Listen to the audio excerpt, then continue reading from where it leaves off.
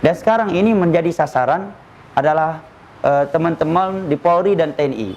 Kenapa menjadi sasaran mereka? Karena mereka punya paham begini.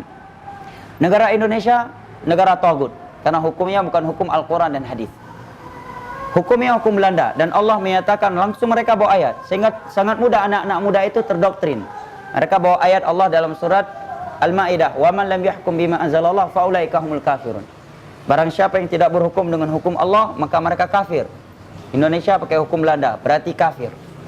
Kalau kafir, Allah berfirman dalam surat Al-Baqarah, waqtuluhum haitsu saqiftumuhum. Bunuhlah orang-orang kafir di manapun kamu mendapatinya. Dapat di Mariot, bom di Mariot. Di bandara, Polres Cirebon, dan di mana saja. Kemudian syubhat mereka yang lainnya bahwa negara ini tagut. TNI dan Polri adalah pelindung tagut.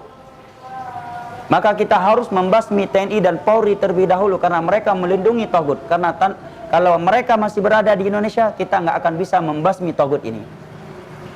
Nah, anak-anak muda yang baru mendengar ayat dan hadis dan nggak punya background agama kan langsung terdoktrin.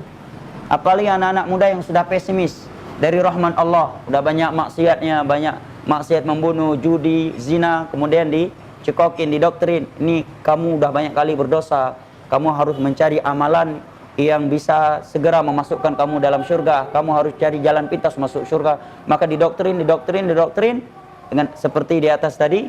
Kemudian dikatakan ini jalan pintas masuk surga, yaitu bom bunuh diri.